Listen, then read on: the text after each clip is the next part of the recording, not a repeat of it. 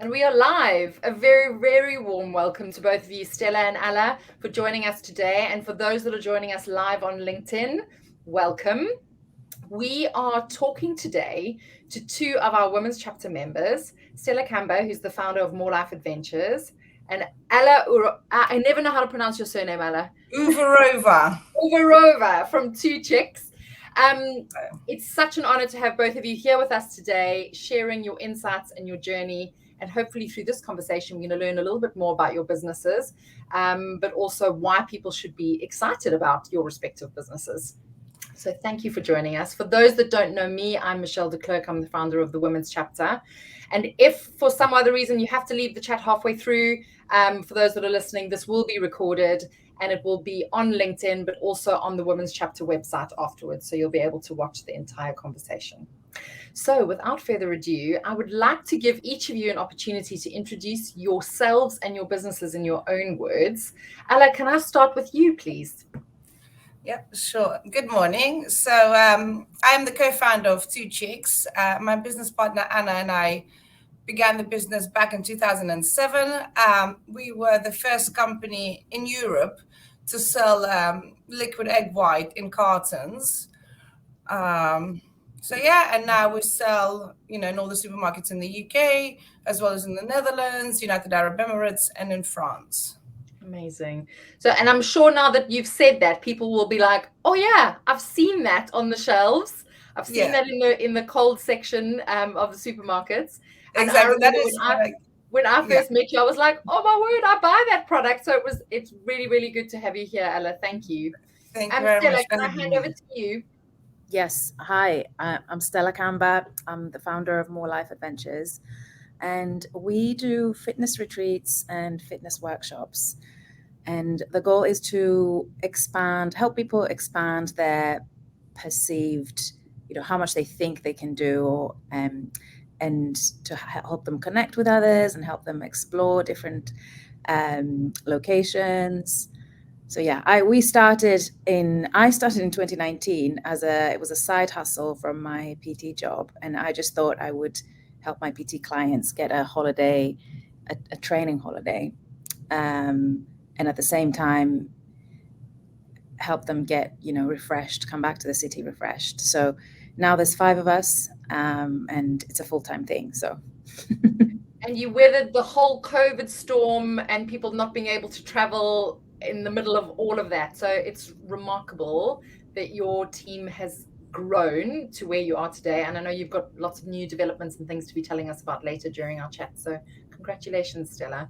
And it's really interesting actually to have both of you here because Alla, your business is a lot more established and you've been around for a lot longer. And Stella, yours is more recent. So it's going to be really interesting to kind of have your different perspectives on the business journey and the female founder journey. So that brings me to my next question, actually. I would love to ask you both about how you came to be running these businesses, a little bit about your career journey. Like, what was your previous life? Alla, can you tell us? Yes. Well, as we did that quite a while ago, I didn't actually do very much after finishing university. I studied economics at UCL. And ever since, I don't know, maybe I was 13, I knew I wanted to do it. And I just wanted to work in banking. So when I finished, I was looking around. I had, some internships and I was like also coaching tennis because I played tennis all my life and I coached whilst at uni. But of course, I was desperate to use my brain and have kind of an office-based job. And I was very, very grateful when Anna approached me with the idea of starting the business. And we just went from there.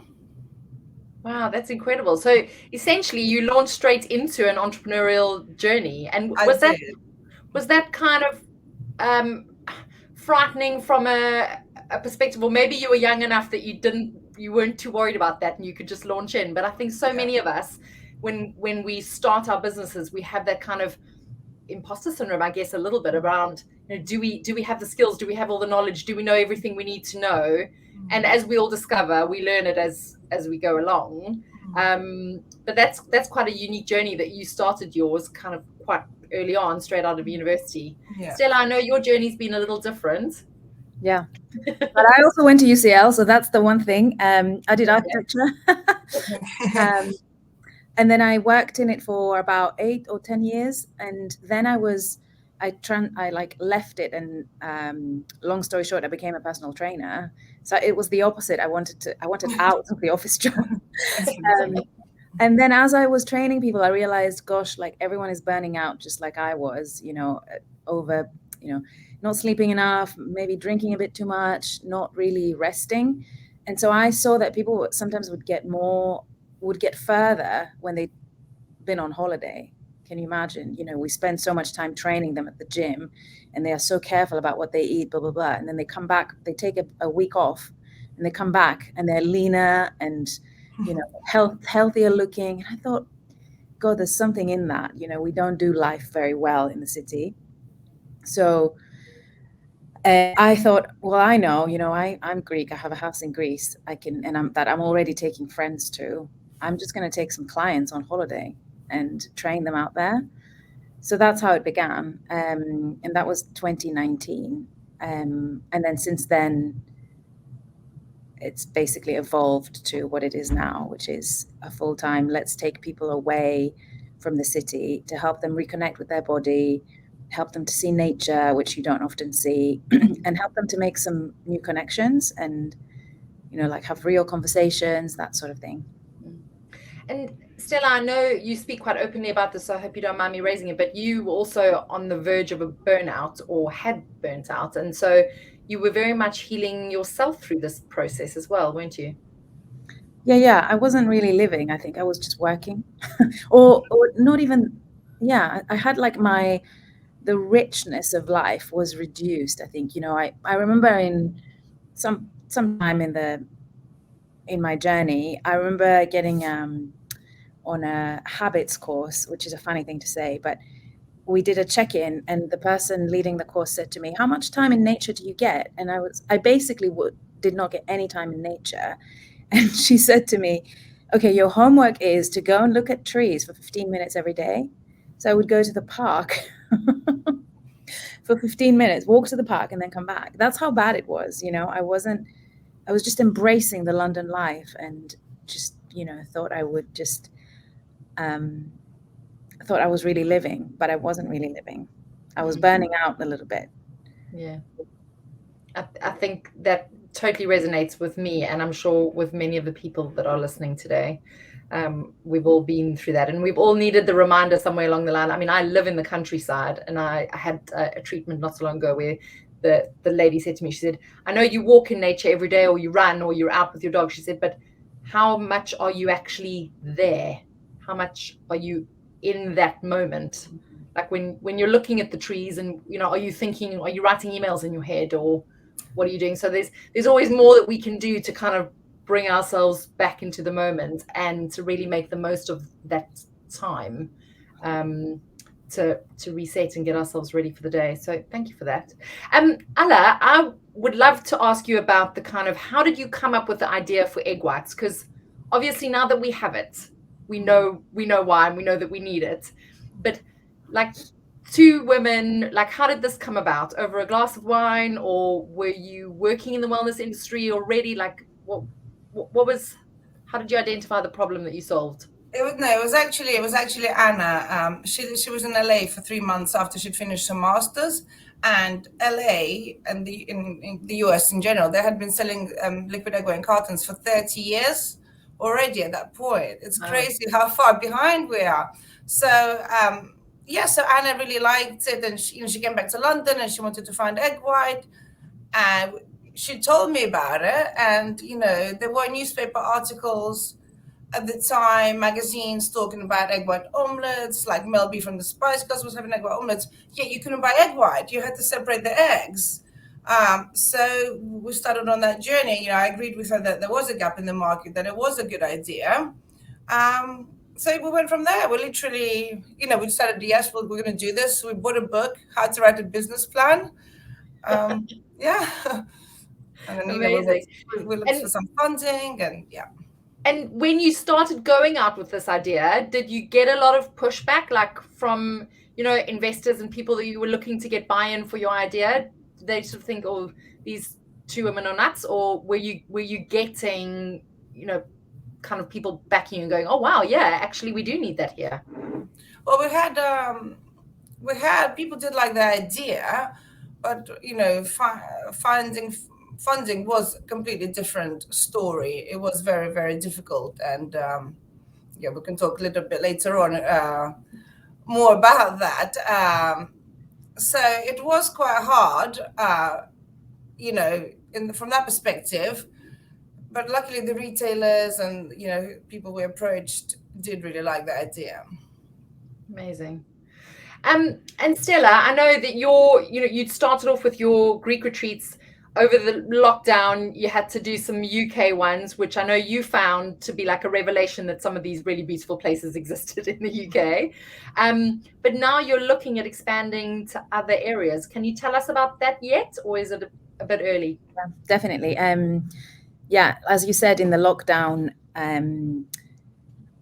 I just thought, you know, it was almost a blessing in disguise, because I always felt like an imposter telling Brits where to travel in England, because I'm actually Greek.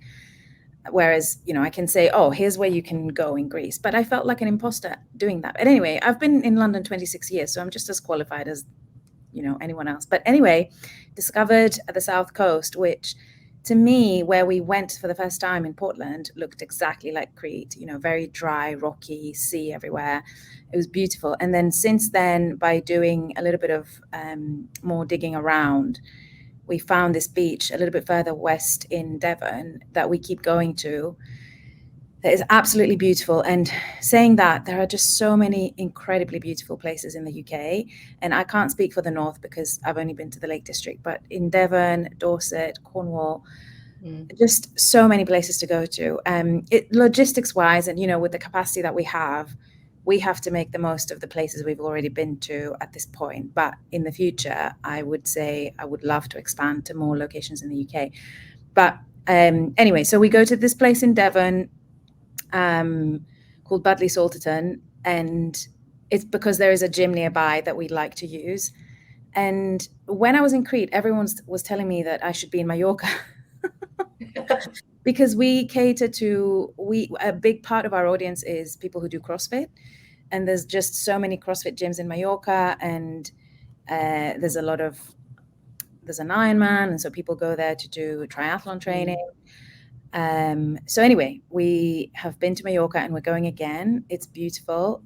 I wouldn't say the whole of it is beautiful, but there are parts of it that are just so unspoiled and so worth visiting. And yeah, and there are so many good people there and so many good CrossFit gyms. So I love that we were eventually able to go there after the lockdown. And now we've added Madeira and Cape Town.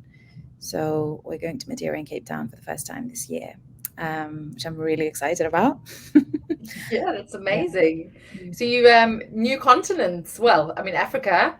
So it will be exciting to see what comes next. And will the retreats, is the concept the same for all of them? Because I know, and we'll get onto this afterwards, there's a nutritional element to your retreats. You always work with a nutritionist. But will there be an opportunity for people to travel and explore the area as well as train? Or will the focus we actually had to make a distinction between, because we used to always take a specialist coach with us, and it would be like, you know, oh, train with Michelle in Mallorca, for example. But now we've decided to actually offer two things. One is, you know, some trips have a specialist coach with them and some don't, so that anyone can come, and we'll do a little bit of training at the local gym, and then we'll do a lot of exploring. So Madeira, for example, it's more about exploring Madeira, and there is some training, but you don't have to be an expert in anything or heavily involved in weightlifting, for example.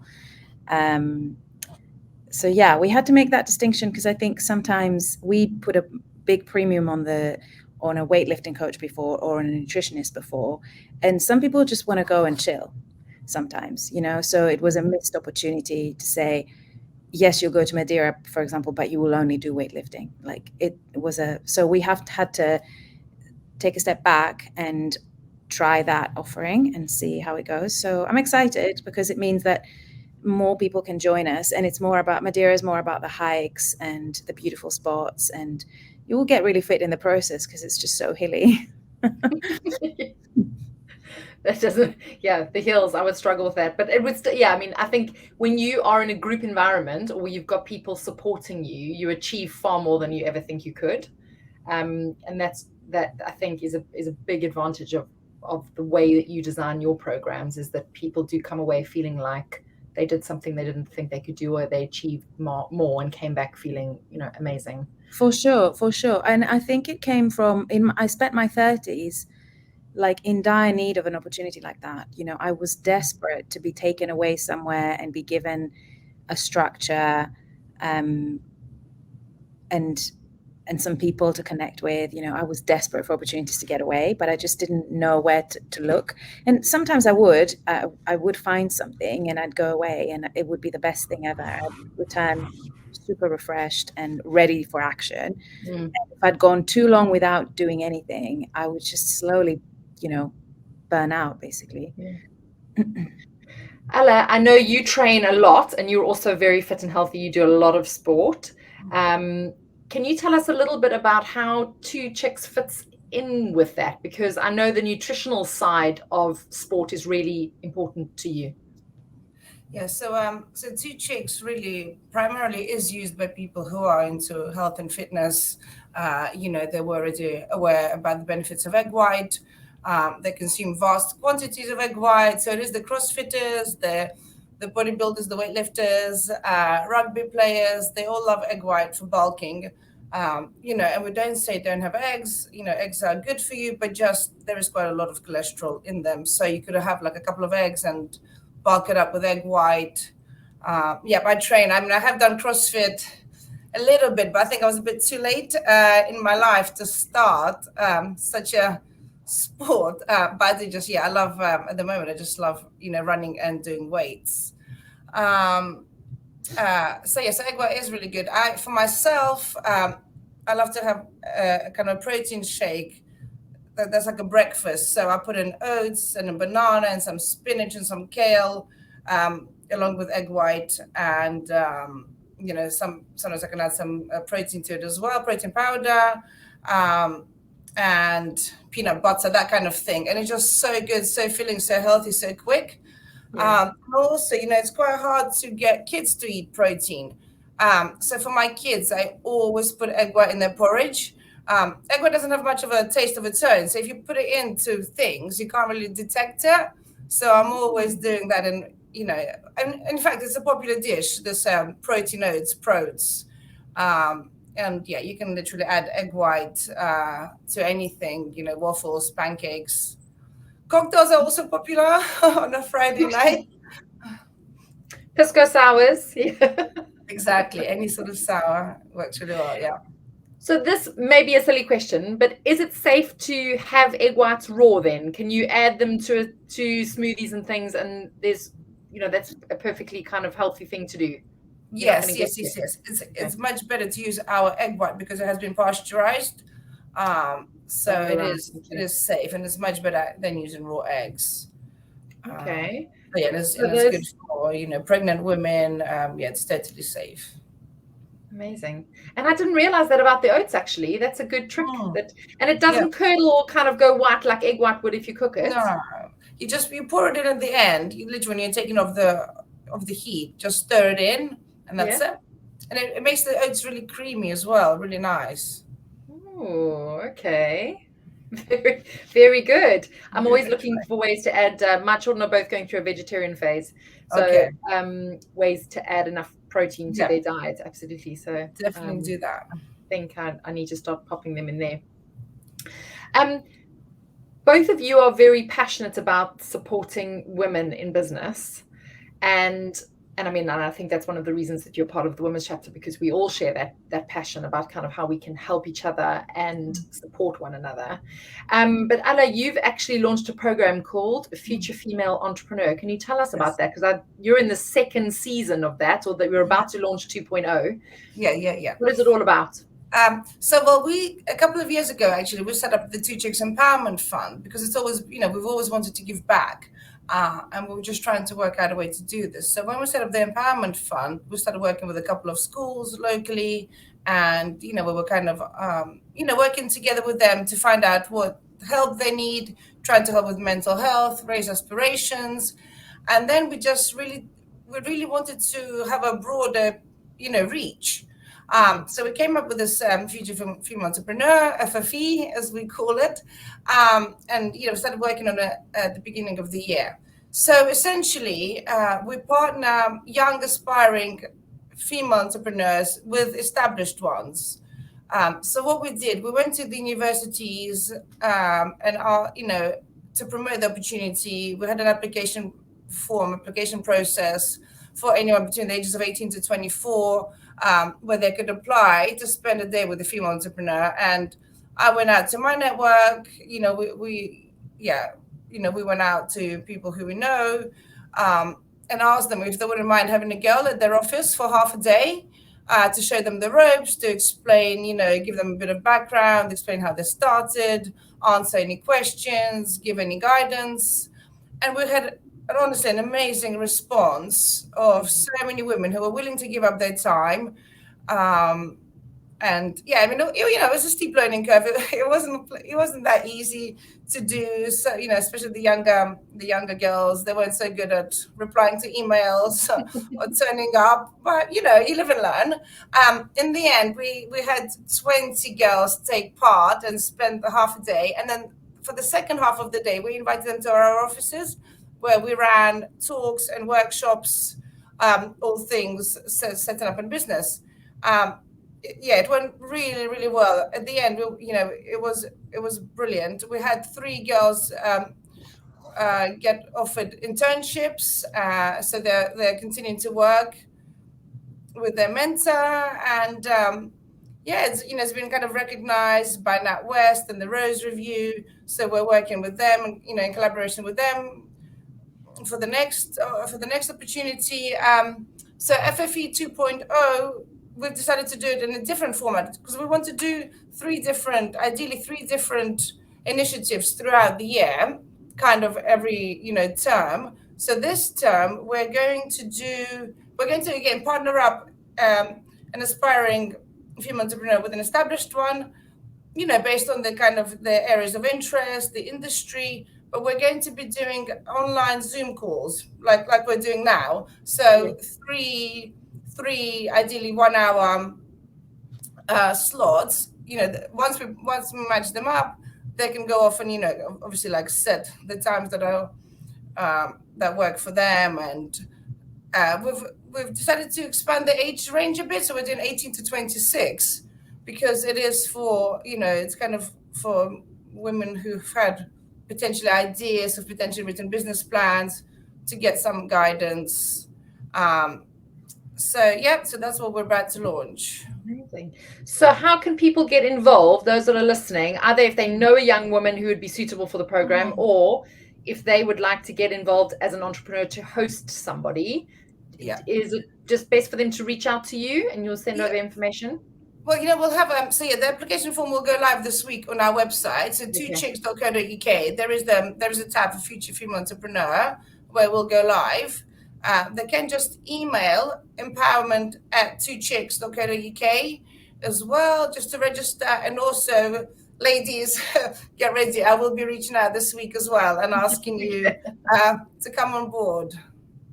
That's fine. That would be very welcome, I think. There'll be many people in our community, I think, that would love to get involved with that, because what I think is most interesting is that it's not a massive time commitment, is that it's not like something that you would need to commit to on an ongoing basis, which is often the trouble for people who are running their own fast growth businesses. Is that they want to give back, but they just don't have the bandwidth a lot of the time. Exactly. So that's brilliant. I think 3 hours, 3 hours is more than enough really to get, quite a clear kind of guidance. I think, we all need that. Amazing. Stella, we were sort of talking about supporting women in business. You work with a lot of female trainers and people as part of your programs, and you designed, and I don't know if you're going to continue running them, but some retreats that were specifically for women and helping women to learn to train around their cycles, embracing all of these hormonal changes that are all inevitable for us. Can you tell us a bit more about that? Yeah. First of all, I spent 10 years in architecture, which was the place I was in, or the places I was in were very male heavy. And up to leaving architecture, I don't think I had a sort of female role model at work. There was no one at the top who was female that I could aspire to, which is a pretty sad state of affairs, I think. And so what Alla is talking about is giving me goosebumps, because if I had been shown that, hey, it's possible, because my dad owned a business or ran a business, but he was a guy. So we've just lost Stella. Okay. Let's give her a little bit of time. Oh, there she is back. Oh, sorry, guys. Don't worry, we lost you momentarily. Close some tabs. Essentially, I'd worked for men and with men for my whole, up to the point where I set up on my own. I had one female boss briefly. I think now I have an all-female team. It's not that I purposely set out to hire women; it just organically happened, I think. And we have, we've worked with a lot of female coaches. We've only worked with 2 male coaches. And I think, they won't mind me saying that they have a lot of female energy.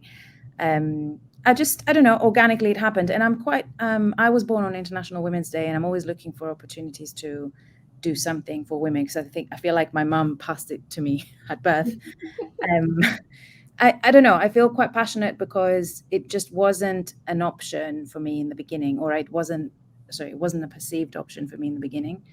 So the retreat with Beck Sandwith, who is a nutritionist, and we focused it around female hormones and getting your cycle back or improving your cycle.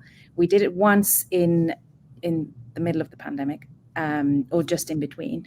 We haven't done it again, but I would love to do it again, if I'm honest with you. It's a case of Bex or finding someone else to be available, and then going. Bex was brilliant in the sense that I partnered with her company from the very beginning, which is a nutrition company, and I wanted some guidelines, like you said, on how to structure the meals at retreats. Not necessarily that they would always come out with us and run the retreats with us, but that I would have a structure and a framework for providing balanced meals, a balance of macros, protein, fats, and carbs. And also, we never have guidelines to give to our chefs so that we know that what they give us is balanced and healthy. So there's no fried food. There's always enough protein, because when you have vegans, for example, you need to make sure that we don't just get kale and rice. So PH Nutrition was our nutrition partner from the beginning. They've written the guidelines for our retreats, and Bex works for them. So that's why it was an easy pairing. Now, she's a busy lady, and I would love the opportunity to work with her again, or work with someone else who is a hormone expert and that we can bring in. So it is a very, very niche thing. Not a very niche thing. It's more of a niche thing. So we'll have to spend some time building the interest, but I'm open to doing it again. Yeah, it was brilliant. It was actually one of the conversations that were had on that retreat were some of the most vulnerable and open ones. So it was quite a privilege to see, obviously everything is confidential, but when you discuss your cycle, a lot of other stuff comes up. So sitting around the room, discussing nutrition, and then going into the details of the cycle and people asking specific questions, it was a privilege to be a part of that circle, to be honest with you, because people get to discuss the things that are most troubling to them, and sometimes their past, and to walk in as strangers and leave as friends is quite a unique thing. Yeah. And I think it's really refreshing that there's a lot more conversation around our hormone changes and women, and I know that Stella, you and I have done a couple of events where we've spoken specifically about how embracing the way that you feel and how that has an impact on your training and what you're able to achieve in the gym, or when sometimes when you go out and for a run, or you just feel a bit off, and realizing that there's often a reason behind that, and that we need to be kind to ourselves rather than kind of, you know, thinking, oh my God, that was a really bad workout or a bad session, or that it ebbs and flows. And so, I mean, I would encourage anyone who's listening that if you are interested in learning more about that and would like to have a chat with Stella, to get in touch with her, because it was a really informative session. And I think it's actually also up on the Women's Chapter website as well, the recording of that. So people could go and have a listen. I'd like to switch over to talking more about business in general. So kind of you as business founders. And I'm always intrigued to hear the best piece of advice that people have given, because I think a lot of people will be looking to you for guidance, but obviously you have people that you look to for mentorship, sponsorship, guidance. Alla, can I ask you to share the best piece of advice you've been given along the way? I think at the beginning, someone said something interesting to us at the beginning. So it was a food broker, and we were introduced to him because we were starting out, and we literally had no experience in business or in food. And he was kind enough to help us. We wanted to actually use him and his services when we launched our products, but we couldn't raise enough funding to be able to afford to pay him. So he just said, you can do it on your own. And I think that was really good and really important for us to hear, because we did go off and we did it on our own. And that's what I say, Well, and that was really encouraging, actually, because it goes to show that, and I think that's an important message, that there are men and women out there that are prepared to support your journey and be, an inspiration to you. So I know so many women who consciously build diverse boards of advisors and people that they can turn to for advice, where you can get different perspectives. And it doesn't only have to be a woman that's supporting your journey. And I mean, him telling you that you could do it on your own, he could have very easily just told you needed to come up with the money and that he wouldn't help you. But to give you that encouragement and kind of say, well, actually, you've got this, go ahead and do it. Yeah. That was really good. Yeah. And, we do a lot, women supporting women, I think, is wonderful. But really, for us to be able to really break through all this, is we do need men to support us. We do need men to help us and to champion us. And that's really the next step. Absolutely. Well, because most of those men, it's their daughters or their nieces or their wives or their mothers that are on those journeys. So we're all connected in that way. So supporting one another and being sponsors and mentors for each other is really important, regardless of our gender or how we identify. Stella, how about you? What's your best piece of advice? I don't know who said this, but I fully embrace it. It's hire for character and teach the rest. Like, between two people, one might be an expert and the other is has a stable, trustworthy character. Hire the non-expert, stable, trustworthy person and then teach them the job, because you just can't teach character, I think. And sometimes the values is what brings you together, and the rest can be managed. And I've been sometimes, we say, oh, we need someone, and a lot of people come forward, or a lot of people are recommended. And there have been times when, sometimes I've not hired the wrong person, but hired someone that maybe we weren't aligned. And so that didn't go very far. And there have been other times when I've hired someone that, was doing wildly different things, but just we could connect on a values sort of level. And then they learned so much about the job, on the job, just because they were willing to put in the time. So hire for character, teach the rest. And then I think maybe slightly the opposite of Alla's journey, that I started completely on my own, and I had to do everything, which was, couldn't do very much really. When you're doing everything, there's only so much you can do. And so and now there's 5 of us, and with every person that has come, we've expanded the brief of what we can do. And the only reason we're going to South Africa, for example, is that we now have someone who can be the person on the ground, who is from South Africa and put the itinerary together and all that stuff. So with every person that we get on the team, we can expand what we do a little bit. So I'm really grateful for that part. I mean, yeah, my journey is a lot shorter than Alla's, but yeah, so far this is the case. Yeah, that's brilliant. I think it's interesting that you spoke about kind of hiring and resourcing, because certainly within the women's chapter community, that's one of the biggest challenges that our members speak about is, finding and keeping good talent, but also making sure, and I guess from a hiring process, because there is that mix between surrounding yourself with people that can do what you can't do, but also finding people who are a good match for you in terms of, chemistry and passion, and that, like, and I think it's really interesting what you were saying now, Stella, about bringing on people that are really aligned with you in that way, that and they have strong characters and integrity, because the other stuff can be learned. But I think that's definitely, it tends to be a founder kind of minefield. The resource. Yeah, don't get me wrong. I would love to have all the experts in my team, right? We all would, but I feel like that is unfortunately, it's a short-lived strategy. I've had some super duper people that were just, their heart wasn't in this business, it was somewhere else. So I lost them very quickly. So that's why I'm saying, don't get me wrong, I value expertise just as much as every other person, but unfortunately, the reality is that the people that stay with you are those that are very aligned with you on a character level, I think. Yeah. And I think part of that is also, and correct me if I'm wrong, being able to walk away from people when you realize they're not right for you, or having to let them go, which I think is often really challenging when you're building a team, but then when you realize that some of the people you've taken on maybe aren't right for you, that you've got to take those 2 steps back. I know certainly for me, having to let people go has always been really challenging, but you feel much lighter for it afterwards because you realize you made the right decision.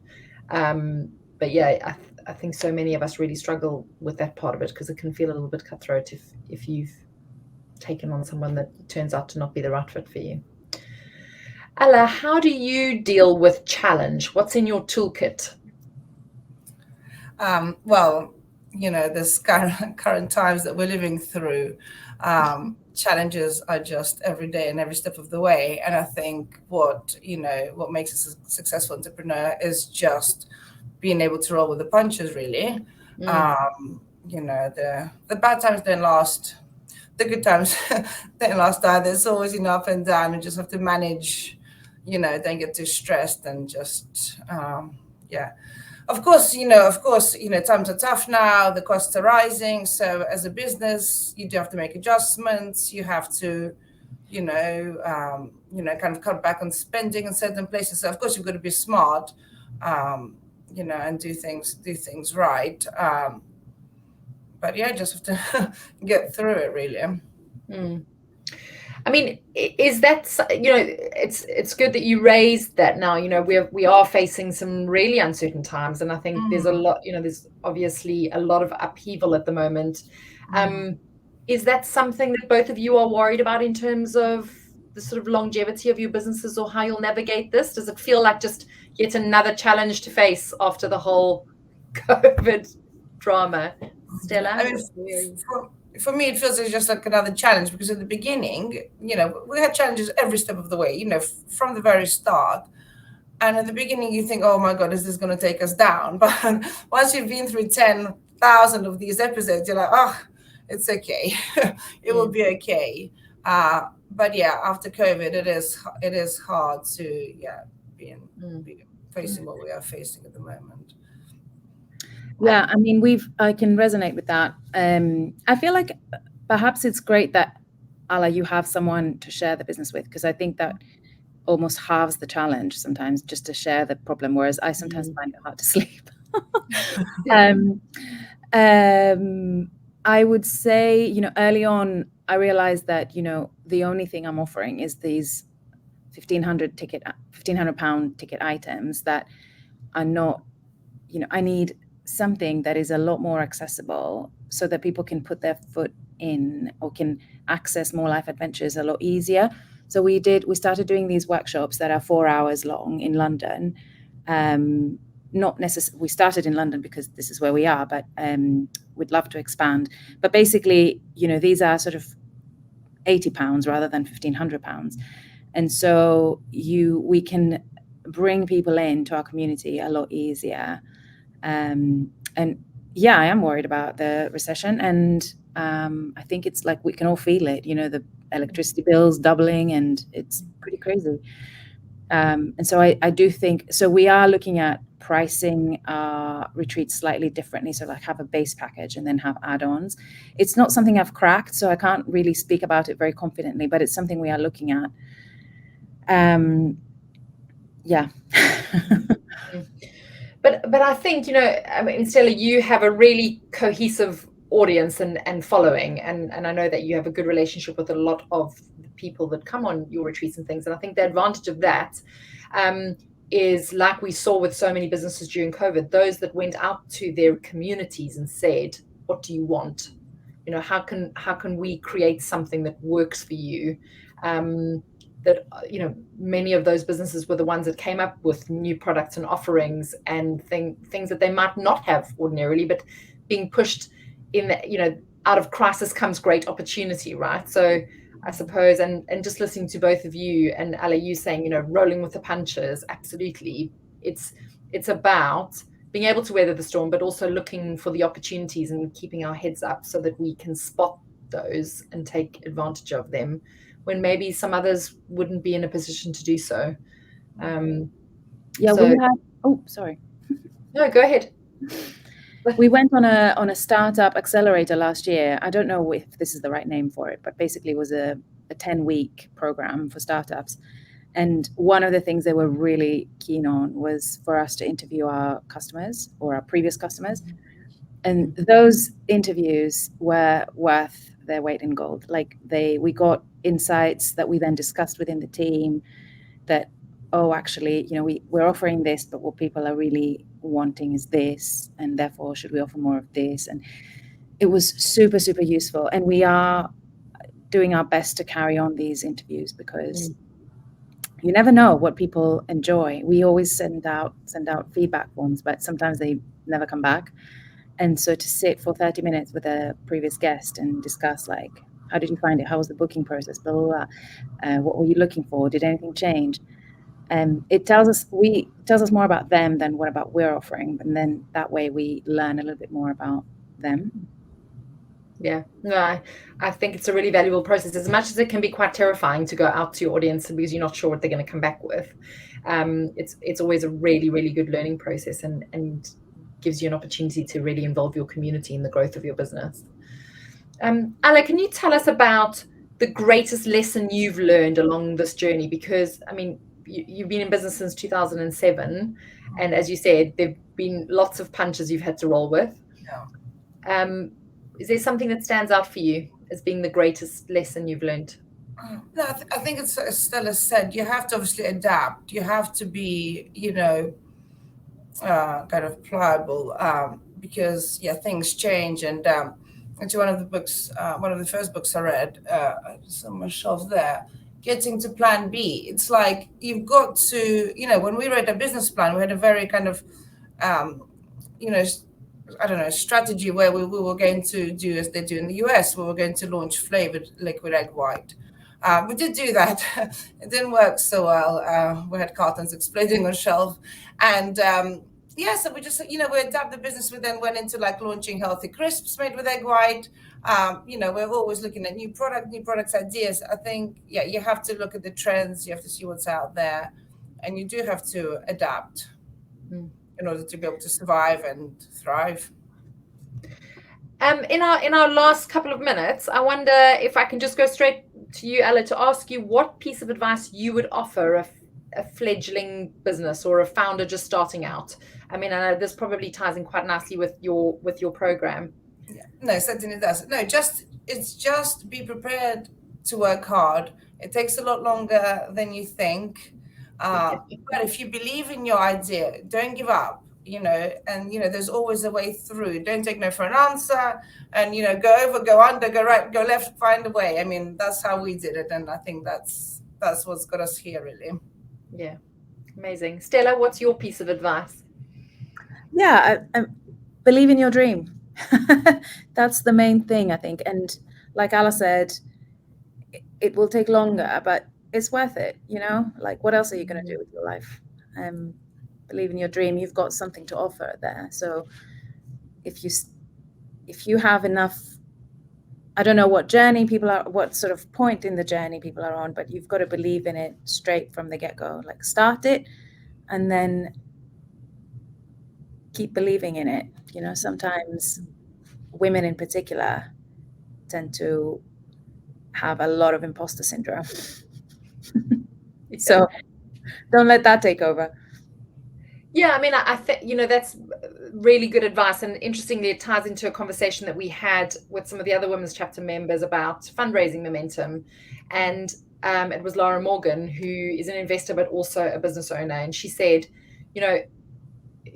don't take no for an answer, because it might be no now, but it might not be no at another stage, So we all have to get a little better at not taking these things too personally, dusting them off, and as you said, Stella, believing in your dream and sticking with it and just powering on through. So, and asking for help. I don't know if that's something that you guys have learned to get better at. It's certainly, for me, it was difficult, but the more that you ask for help and you surround yourself with a trusted kind of community of people who have your back and where you can be vulnerable with them when you need to be, that can give you that time to kind of crumple when you've had a no, but then to also get back up again, dust your shoulders off and keep going. And to give you credit, you've created that circle of support, Michelle. Like, there is this WhatsApp group that every time I feel, something, I just cannot cope with something, I'll just send a message. Or does anyone know anyone who does this? Or, that is a huge help. I think sometimes I know that when I started on my own, I didn't have that, and it's a huge help. Oh, good. I'm so pleased. I mean, yeah, but I can't take credit, because it's the bringing all of the people together that creates that. So we all, the communities wouldn't exist if it weren't for all of the people that come and bring themselves and share and give. So I'm always really grateful that people are willing to do so. But we are at time. So thank you so much for sharing so much of yourselves this morning and your business journeys and your advice. We did have some questions here actually from Grace, who is one of our members, and Grace owns an amazing skincare brand that she creates makeup and sunscreens for really sporty women. So you guys should definitely have a chat with her. I'll connect you with her. But if you want to respond to any of those in the LinkedIn chat afterwards, please do feel free to go ahead. She was asking Alla some questions about the hens and where the egg whites come from. So maybe you guys can have a chat about that separately, as I'm sure that those are questions you get asked. But thank you so much, both of you, for joining me this morning and getting Monday off to such an amazing start. I hope you have a great week. And if anyone wants to get hold of Stella, head over to the More Life Adventures website. The same with Alla for 2 Chicks, or equally get in touch with me and I can connect you with them directly. Thank you so much, ladies. Have a wonderful day. Thank you. You too. Bye. Bye.